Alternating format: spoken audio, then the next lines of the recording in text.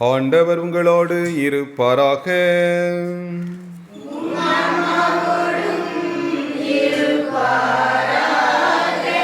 புனித மார்க்கு எழுதிய தூய நற்செய்தியிலிருந்து வாசகம்.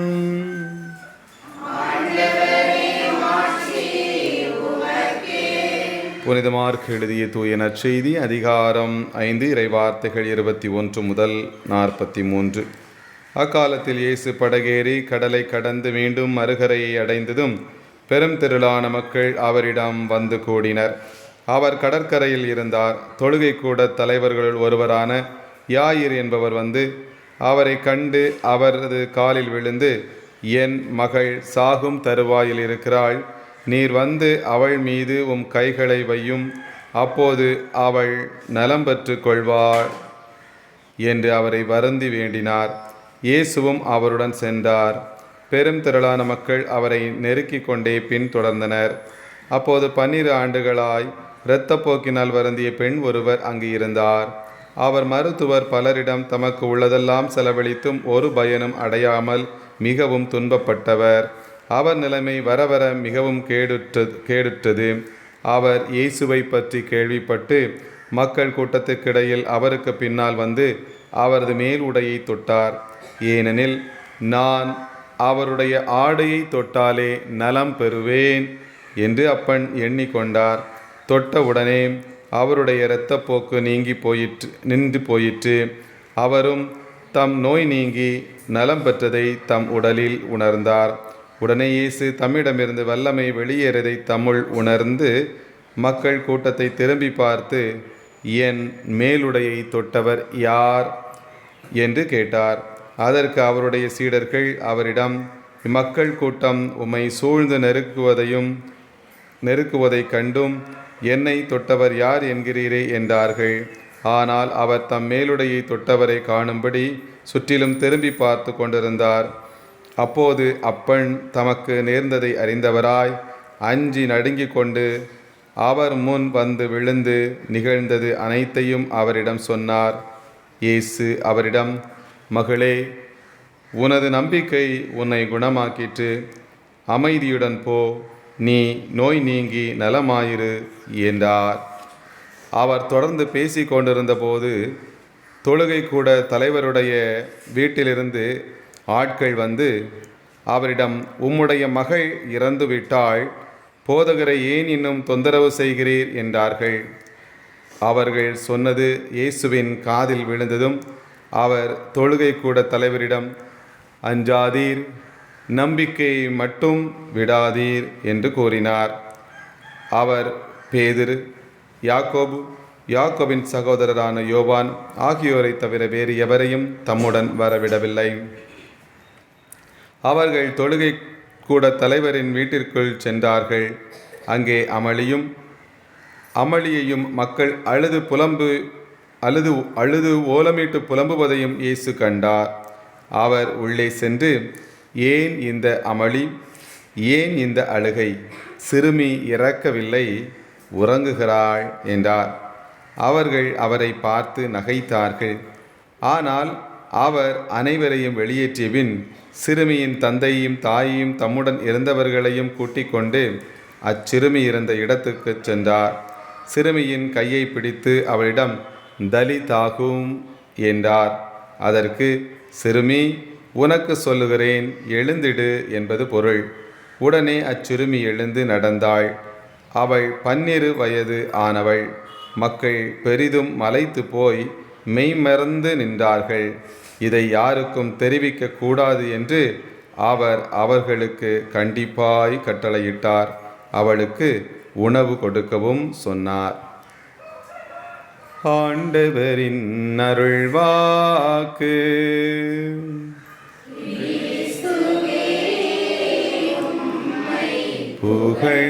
புகழ்கின்றோம்.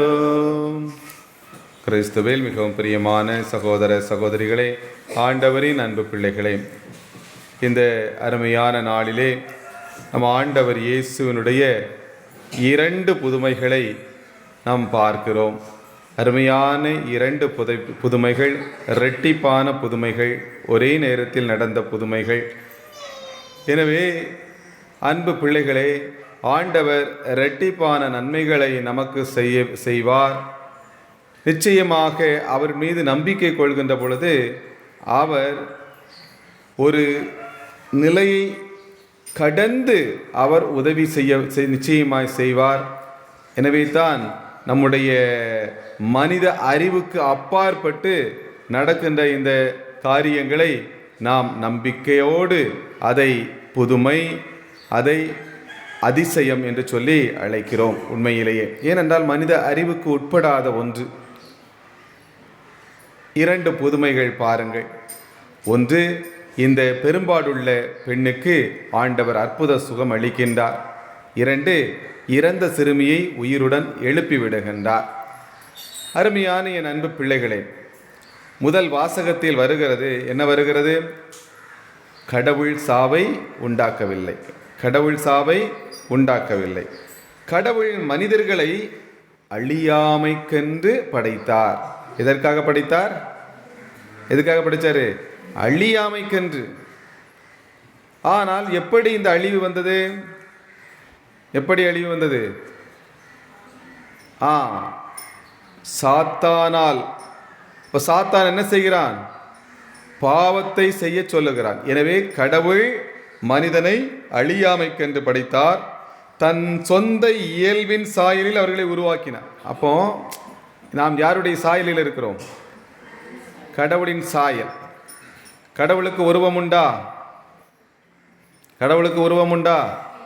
கிடையாது, இல்லையா? அதனால எந்த கடவுளுக்கும் நம்முடைய பாருங்கள், தந்தையாகிய கடவுளுக்கு எங்கோ நம்ம என்ன செய்வதில்லை, எந்த சுரூபங்கள் வைப்பதில்லை. ஏனென்றால் கடவுள் உருவமற்றவர். ஆனால் இயேசுவுக்கு உருவம் உண்டா?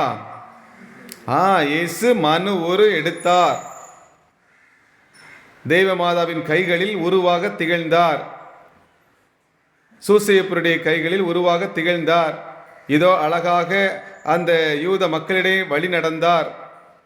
அவரை தொட்டார்கள், அவரை உணர்ந்தார்கள், அவருடைய ஆடையின் விளிம்பை தொட்டு சுகம் பெற்றார்கள். இன்று நம்மில் ஒரு சிலர் நம்முடைய மாந்த, எது பிரகாசி அம்மாளுக்கு போட்ட மாந்தையை நம்ம வாங்கி புதுமையாக வச்சிருப்போம். அப்போ அதற்கும் அர்த்தம் உள்ளது என்பதை ஆண்டவர் சொல்லி காட்டுகிறார். பாருங்கள், இயேசுவினுடைய பாதத்தை தொடவில்லை, இயேசுவினுடைய கைகளை தொடவில்லை, மாறாக இயேசுவின் அந்த ஆடையின் விளிம்பை தொட்டாலே நான் நலம் பெறுவேன். அப்போ அதில் எங்கே இருக்கு? அவளுடைய விசுவாசத்தில், நம்பிக்கையில். பாருங்க, அப்போ இயேசு என்ன செய்கிறார்? அவரிடந்து தன்னுடைய ஒரு வல்லமை வெளியேறுது. வல்லமை வெளியேறுகிறது. ஆகா, ஒரு வல்லமை வெளியே போகுத. அப்போ அந்த வல்லமை எடுத்தது யாரு? அந்த பெரும்பாடுள்ள பெண். அந்த வல்லமையை, இயேசுவிடம் இருந்த அந்த வல்லமையை அப்படி உறிஞ்சி எடுத்தது எது? அவளுடைய நம்பிக்கை, அவளுடைய விசுவாசம். எனவே பாருங்கள், நீங்கள் பிரகாசி அம்மாளுடைய மாந்தையோ தேவ மாதாவுடைய அந்த மாந்தையோ நீங்கள் தொட்டு வணங்குகின்ற பொழுது, இல்லை என்றால் அதை நம்பிக்கையோடு அதை வாங்கி அதை ஒரு தொழில் ஆரம்பிக்கும் போது அதை ஏதாவது நீங்கள் அதை பத்திரமா அதை வச்சு நீங்கள் செய்வீங்க. குட்டி விசுவாசம், குட்டி நம்பிக்கை கடவுளிடமிருந்து ஆற்றலை ஈர்த்து உங்கள் வீட்டுக்குள்ளே கொண்டு வரும். அருமையானவர்களே, நம்பிக்கையோடு நீங்கள் நலம் பெறுங்கள் ஆண்டவர் சொல்றார்.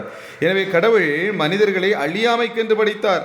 தன் சொந்த சாயலில் அவர்களை உருவாக்கினார்.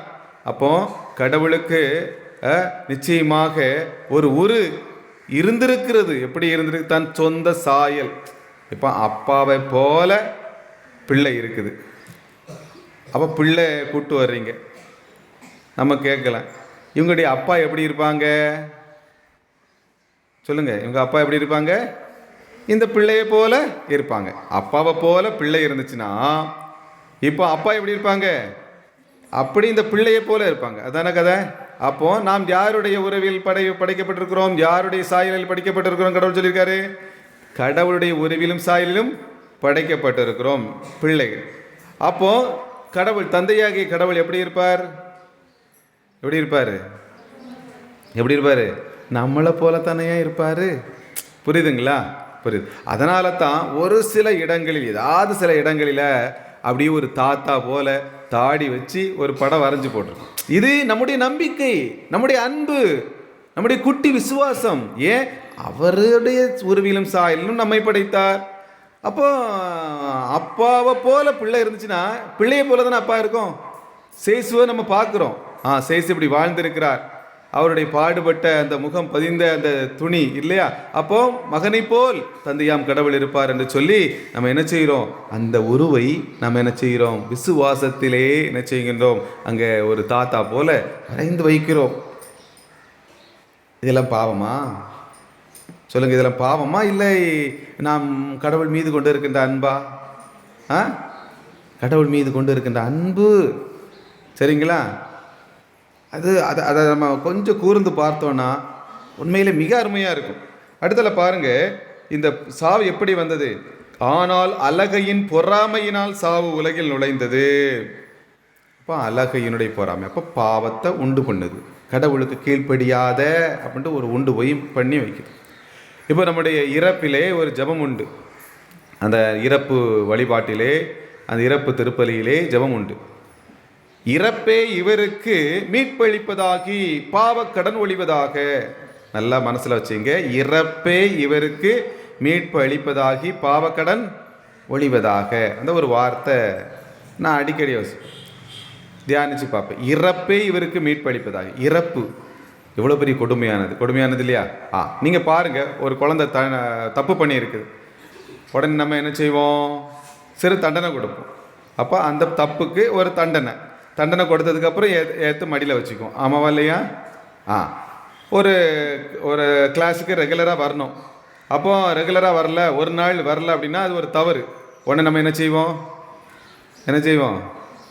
அதுக்கு ஏதாவது ஒரு ஃபைன் போடுவோம். ஒரு நாள் கிளாஸ்க்கு வரலன்னா 10 ரூபா ஃபைன்.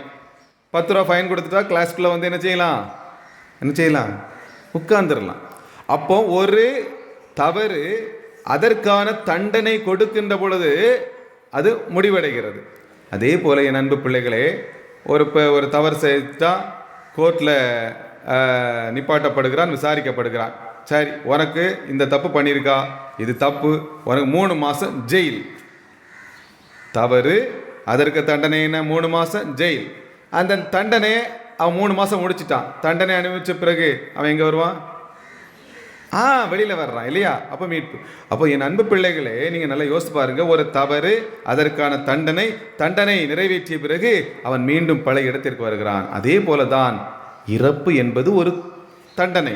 அப்போ கடவுளுடைய ஒரு அன்பில் இருந்து நாம் விலகுகின்ற பொழுது இந்த இறப்பு, மரணம் என்பது கொடியது இல்லையா? ஏன்னா ஒரு மரணம் நிகழ்ந்துச்சுன்னா எப்படி நம்ம அழுறோம். அந்த மரண தருவாயில் நம்ம பயப்படுறோம். நீங்கள் யோசித்து பாருங்கள், நம்ம செத்துருவோம். பாம்புக்கு ஏன் பயப்படுறோம்? பாம்புக்கு பயப்பட மாட்டோம். பாம்புக்கு ஏன் பயப்படுறோம்? பாம்பை பிடிக்க நமக்கு எல்லாத்துக்கும் பிடிக்கும். ஏன்னா ஒருத்தர் பாம்பை பிடிச்சி இப்படி ஃபோட்டோ எடுத்துருக்காங்கன்னாக்க, அதே மாதிரி நம்மளும் பாம்பை பிடிச்சி ஃபோட்டோ எடுக்கிறதுக்கு நமக்கு ஆசை இருக்க தான் செய்யும். ஒரு கரையில் எல்லாரும் சிங்கத்தை பிடிச்சி, யாரோ ஒரு பாடு சிங்கத்தை பிடிச்சி பக்கத்தில் வந்து முத்தம் கொடுத்து ஃபோட்டோ எடுத்துட்டோன்னா நம்மளுக்கும் அதே போல் முத்தம் கொடுத்து சிங்கத்து கூட ஃபோட்டோ எடுக்கணுன்ட்டு ஆசை இருக்கும். ஆனால் நம்ம அதை செய்ய மாட்டோம். ஏன்? எதுக்கு பயம்? பாம்புக்கு பயம் இல்லை. பாம்பு கொத்துச்சுன்னா நம்ம செத்து போயிடும். அந்த சாவுக்கு பயம், மரணத்திற்கு பயம். சரிங்களா? அந்த மரணத்துக்கு தான் பயமே தவிர பாம்புக்கோ பல்லிக்கோ பாச்சானுக்கோ இல்லை என்றால் அந்த சிங்கத்துக்கோ நமக்கு பயம் கிடையாது. அது ஏதாவது பண்ணிவிட்டால் நமக்கு என்னமோ ஆயிருமோன்ட்டு பயம். எனவே என் அன்பு பிள்ளைகளே, இந்த சாவு பயம் கொடியது. அப்போ ஒருத்தன் இவ்வளோ பெரிய கொடியதை அனுபவிக்கிறான்னா அது ஒரு தண்டனை. அப்போ இறப்பே இவருக்கு மீட்பு அளிப்பதாகி பாவங்கள். அப்போ நாம் செய்த பாவத்திற்கு இந்த இறப்பு மிகப்பெரிய ஒரு தண்டனையாக அமைகின்றது. அப்போ தண்டனை முடிஞ்சால் கண்டிப்பாக கடவுள்கிட்ட இடம் உண்டா இல்லையா? யோசித்து பாருங்க. அப்போ இறப்பே நமக்கு என்ன செய்கிறது? ஒரு மீட்பை தருகிறது. அப்போ கடவுள் எவ்வளோ ஒரு அதிசயத்தை செஞ்சிருக்கிறாரு. அந்த இறப்பை கூட, நம்முடைய மரணத்தை கூட தன்னோடு தான் பிள்ளைக்கு ஒரு தண்டனையாக கொடுத்து மீண்டும் தன்னோடு தன் பிள்ளையை சேர்த்து விட வேண்டும் என்று சொல்லி ஆசைப்பட அவருடைய அன்பை பாருங்க. இது ஒன்று.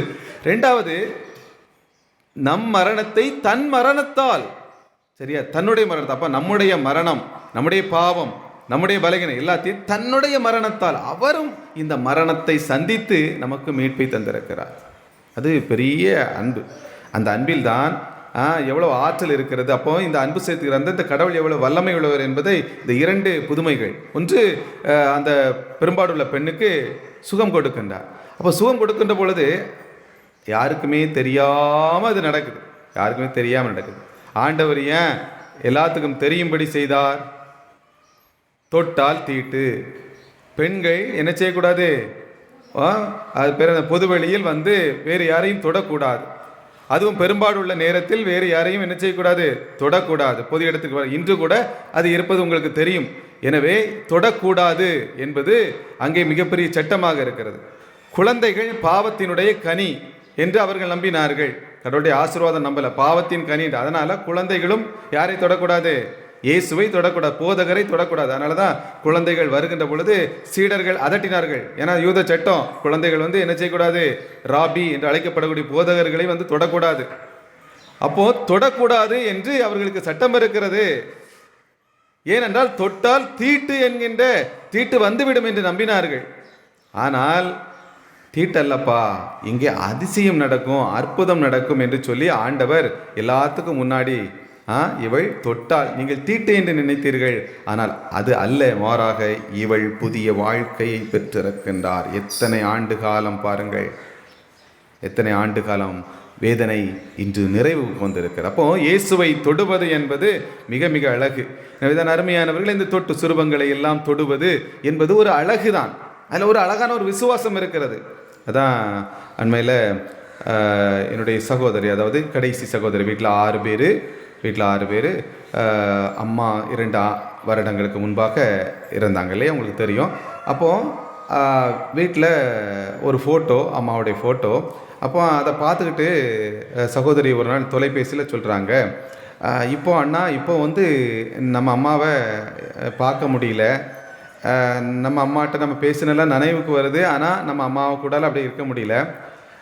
அடிக்கடி நம்ம அம்மாவோட கன்னத்தை பிடிச்சி நான் முத்தம் கொடுப்பேன். இப்போ எனக்கு அப்படி கொடுக்க முடியல. ஆனால் இந்த ஃபோட்டோவை பார்த்தா அம்மா நேரில் இருக்கிறது போலே இருந்துச்சு. அதனால் நான் எனக்கு எவ்வளோ தோணும் போது நேரே ஃபோட்டோ பக்கத்தில் போய் அம்மா கன்னத்தை பிடிச்சி நான் முத்தம் கொடுத்துட்டு போவேன் அப்படி சகோதரி சொன்னாங்க. சொல்லிவிட்டு இன்னொரு விஷயம் பாருங்கள், அப்படி எனக்கு அதுதான் அப்படி இதயத்தை ஆட்டுச்சு. அண்ணா, இந்த பாருண்ணா, நம்ம கோயிலுக்கு போகிறோம், நமக்கெல்லாம் அம்மா, சேசுவுக்கும் அம்மா, நமக்கெல்லாம் அம்மா. மாதாவை போய் மாதா வாழ்ந்த காலத்தில் நம்ம மாதா கூடல இருக்க முடியல, மாதாவை நம்ம பார்த்ததில்ல, அம்மாவை இப்போ பார்க்க முடியாது போல் மாதாவை பார்க்க முடியல. மாதாவை பார்க்கணுன்னு ஆசை, மாதாவை தொடணுன்னு நமக்கு ஆசை இருக்கும். அப்போ இப்போ நமக்கு தொட முடியல. அதனால் மாதா சுரூபத்தை பார்த்து மாதாவை தொடுவதுங்கிறது எவ்வளோ பெரிய அழகு, எவ்வளோ பெரிய ஒரு ஆசீர்வாதம். அதனால் நிறைய பேர் சொல்கிறாங்களே தொடக்கூடாதுன்ட்டு, அப்படியே அல்லன்னா பாருங்கள், ஒரு அனுபவத்தை பாருங்கள். அப்போ தொட்டு நாம் வணங்குவதும் என்பதும் ஜெபிப்பதும் என்பதும் அதில் ஒரு விசுவாசம் இருக்கிறது. ஆடையை தொட்டாதால் அற்புத சுகம். ஏன்னா ஆண்டவர் டிஸ்டன்ஸில் குணம் கொடுப்படுத்துறாரு. இங்க இருந்து உன்னுடைய பையன் நலமடைவான் என்று சொல்லுகின்ற பொழுது அங்கே 101 தலைவரின் பையன் என்ன செய்தான்? தூரத்திலே நலமடைந்தானா இல்லையா? நலமடைந்தான். அப்படி என்றால் இந்த பெண் தொடாமலேயே அந்த கூட்டத்துக்கும் வெளியில இருந்துகிட்டு ஆண்டவரே என்ன சுகப்படுத்தும் அப்படின்னு சொல்லி இருந்திருந்தா கண்டிப்பா சுகம் கிடைச்சிருக்கும், ஒன்றும் இல்லை. ஆனால் தொடுவதிலும் ஒரு அர்த்தம் இருக்கிறது, ஆடையின் விளிம்பை. அப்போ அந்த விசுவாசம், அந்த நம்பிக்கை தான் முக்கியம். நீ பக்கத்தில் இருந்தாலும் சரிதான், தொட்டாலும் சரிதான், தூரத்தில் இருந்தாலும் சரிதான். எது முக்கியம்? நம்பிக்கை. அப்போ நீ தொட்டு நீ ஜபிக்கலாம், நம்பிக்கையோடு தொடு. பிரகாசியமான நான் பார்க்க முடியல, ஆண்டவருக்காக இறந்துருக்காங்க, இத்தனை பாடுகள் பட்டிருக்காங்க, அம்மா உங்களை தொடுறேன் அப்படி நம்பிக்கையோடு தொட்டு உங்களுடைய அந்த நம்பிக்கை, நீங்கள் கடவுளுக்காக எவ்வளவுக்கு துன்பத்தை தாங்கினீங்க, அதே போல் எனக்கு மன உறுதி தாங்கன்ற நம்பிக்கையோடு அந்த சுரூபத்தையோ அந்த மாந்தையை தொடுகின்ற பொழுது அந்த நம்பிக்கை உங்களுக்கு எனக்கு செய்தோம் வாழ்க்கை கொடுக்கும், விசுவாசத்தை கொடுக்கும். நீங்கள் நம்பிக்கை இல்லாமல் தொட்டாலும் சரி, தூரத்துலேருந்து நம்பிக்கை இல்லாமல் ஏனோ தானே என்று நினைக்கின்ற பொழுதுதான் அது எதுவுமே நடக்காது. மாறாக நம்பிக்கையோடு இருக்கின்ற பொழுது சுரூபங்களை தொடுவது கூட ஒரு மிகச்சிறந்த மாற்றத்தை கொடுக்கக்கூடிய ஒரு விசுவாசமான ஒரு காரியமாக என்ன செய்யும், அமையும் என் அன்பு பிள்ளைகளே. எனவே இந்த காரியங்களை பார்க்கிறோம். அடுத்தல இந்த சிறுமியை என்ன செய்ய உயிரோடு, அப்போனா கடவுளுடைய வல்லமை இறப்பை கடந்து அந்த இறப்பின் மீதும் யாருக்கு அதிகாரம் உண்டு? கடவுளுக்கு வல்லமை உண்டு. ஏன்னா அதை சொன்ன உடனே எல்லாரும் அந்த இருக்கிற எல்லாரும் யூதர்கள், அவங்கெல்லாம் மண்டையை பிச்சுக்கிட்டு இருப்பாங்க. ஏன்னா எப்படி ஒரு பெண், இவருக்கு சொல்லிடுவார், சொன்னனால எல்லாரும் மண்டையை பிச்சுக்கிட்டு எப்படி ஒரு பெண் ஆண்டவரை தொட முடியும்? அவளுக்கு அற்புத சுகம் கிடைச்சேன்ட்டு யாரும் இல்லை நினைக்கல. நீங்கள் பாருங்க, ஓய்வு நாளில் ஒரு மனிதருக்கு சுகத்தை கொடுப்பாரு. அப்போ எல்லாரும் ஆகா ஓய்வு நாளில் சுகத்தை கொடுத்தா சுகம் கிடைச்சிட்டு எல்லாரும் சந்தோஷப்படலை. என்ன சொன்னாங்க? இவன் எப்படி ஓய்வு நாளில் கொடுத்தான், ஓய்வு நாள் சட்டத்தை மீறிட்டான், ஓய்வு நாள் சட்டத்தை மீறிட்டான், அதைத்தான் அவங்க பிடிச்சிட்டு ஓடி வந்தாங்க. சரிங்களா? அற்புத சுகத்தை நினச்சி சந்தோஷப்படலை. அதே போல் ஒரு பேய், அந்த பேயை பிடிச்சி பண்ணி கூட்டத்துக்குள்ளே அனுப்பிவிடுவார். அப்போ அவன் அந்த பேய் பிடித்தவன் நலமடைந்திருந்தான். அப்போ அந்த மக்கள், ஊர் மக்கள்லாம் வந்து ஆகா ஒரு கிறுக்கு பிடிச்சவன், ஒரு பேய் பிடிச்சவன் நல்லா இருக்கிறான், சூப்பர், இயேசுவே எங்கள் ஊரில் இருங்கன்னு சொன்னாங்களா? இல்லை, என்ன சொன்னாங்க? பண்ணியெல்லாம் செத்து போச்சுட்டு நீர் எங்கள் ஊரை விட்டு வெளியே போகிறேன்னு சொல்லிட்டாங்க. அப்போ அந்த சுகம் பெற்ற மனுஷனை விட அவங்களுக்கு யார் முக்கியம்? பண்ணி தான் முக்கியம். செல்வம், சொத்து தான் முக்கியமாயிட்டு சேசு அடித்து வெளியே அனுப்பிட்டாங்க, எங்கள் ஊரில் இருக்காதுன்னு சொல்லிட்டாங்க. அப்போ அருமையானவர்களே, இப்போ இங்கே ஆண்டவர் அற்புத சுகம் பெருமாடு உள்ள பெண்ணு கொடுத்துருக்கிறாரு. ஆனால் அவங்களுக்கு அது முக்கியம் இல்லை, எப்படி தொட அனுமதிச்சார். அது தப்புன்னு சொல்லியிருக்கணும், நீ தொட்டிருக்காதா அப்படின்ட்டு. இவங்க எப்படி ஒரு ராபி, ஒரு போதகர், சட்டத்தை தெரிஞ்சவர், இவர் ஏன் தொட்டான்லாம் ஏசியிருக்கணும் அப்படின்னு சொல்லி மனசுக்குள்ள நினச்சிட்டு வராங்க. இங்கே பார்த்தா இறந்த சிறுமியை அவர்களுக்கு முன்னால் எழுப்பி விடுறாரு. எல்லாம் அடைய இருக்கிறாங்க. ஆகா இது எப்படி? அப்போது அந்த அதிகாரம், கடவுள் என்கின்ற அதிகாரத்தை சொல்லுகிறார். அவன் சொல்லும்போது தான் இந்த இவ்வளவு அதிகாரம் படைத்தவன். எனவே அங்கே நான் சொன்னது சரி என்று என்ன செய்கிறார்? இரண்டையும் செய்து பிள்ளைகளுக்கு பாடத்தை புகட்டுகின்றார். எனவே அதிசயம் செய்வது கடவுள் அந்த அதிசயத்தின் விழாக பிள்ளைகளுக்கு நல்ல ஒரு பாடத்தையும் அவர் சொல்லித்தருகிறார். அன்பு பிள்ளைகளே, நம்முடைய விசுவாசத்தை எண்ணி பார்ப்போம். நம்முடைய விசுவாசம் எப்படி இருக்குது? கடவுளுக்கும் நமக்கும் இடையில உள்ள உறவு எப்படி இருக்குது? வெறுமனே பக்தியாக மட்டும் இருக்கிறதா, இல்லை என்றால் ஆழமான ஒரு உறவாக இருக்கிறார்? கடவுளை நேசியுங்கள், கடவுளை அன்பு செய்யுங்கள். அந்த கடவுளை அன்பு செய்தனா பூசைக்கு வரும்போது எப்படி இருப்பிய? கடவுளை அந்த விசுவாசனா அப்படி மெய் மறந்து எவ்வளவு நேரம்னாலும் கை எப்படி இருக்கும், கம்மிருப்போம், அப்படியே இருக்கும். ஆனால் அந்த உறவு இல்லாத போது, சாமியார் 5 நிமிஷம் பிரசங்கம் அதிகமாச்சும் போது எப்பாடா எப்பாடா எப்பாடா எப்பாடா இவர் எப்போதான் முடிப்பார்ந்து என்ன செய்யும், வந்துடும். சரியா? அதனால் என்ன தூக்கி தூரப்போடுங்க. கடவுளோடு இருக்கக்கூடிய அந்த பக்தியான நேரங்களில் அந்த நற்கருணை தூக்கும்போது கவனம் சிதறாது. எனவே அன்பு பிள்ளைகளே, அந்த ஆண்டவரோடு கூட விசுவாசம், அந்த நம்பிக்கை ஆழப்படுத்துங்கள். ஆண்டவர் உங்களுக்கு இரட்டிப்பான ஆசீர்வாதங்களை தருவார். ஆமென்.